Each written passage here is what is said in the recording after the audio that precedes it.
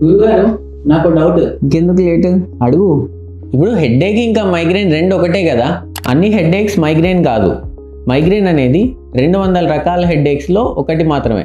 200 రకాల అయినా నాకు రోజు హెడ్ఏక్ వస్తుంది డాక్టర్. హెడ్ఏక్ అనేది లైఫ్లో నాకు పార్ట్ అయిపోయింది. సో నేను అదే చెప్తున్నాను, హెడ్ఏక్ అనేది లైఫ్లో ఒక పార్ట్ కాదు.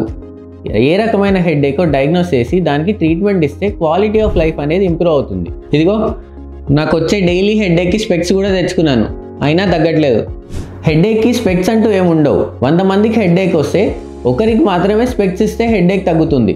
అది కూడా సైట్ చేంజ్ అవ్వడం వల్ల వచ్చే హెడ్ఏక్కి మాత్రమే తగ్గుతుంది. అంటే డాక్టర్ స్పెక్స్ పెట్టుకున్నా తగ్గట్లేదంటే బ్రెయిన్లో ఏదన్నా ప్రాబ్లం ఉందేమో నాకు. ఇక్కడ నువ్వు తెలుసుకోవాల్సింది ఏంటంటే, హెడ్ఏక్ వచ్చింది అంటే బ్రెయిన్లో ఏదో ప్రాబ్లం ఉన్నట్టు కాదు. బ్రెయిన్కి నొప్పి అనేది తెలియదు. మరి ఎక్కడి నుంచి వస్తుంది హెడ్ఏక్? దీనిపైన ఉన్న స్కాల్ప్, దానిపైన ఉన్న మజిల్స్ నుంచి మోస్ట్ కామన్ హెడ్ఏక్స్ అనేవి వస్తూ ఉంటాయి. సో ఇంకా మీకు ఏమైనా డౌట్స్ ఉంటే కింద కామెంట్ చేయండి. Stay healthy, stay Anand.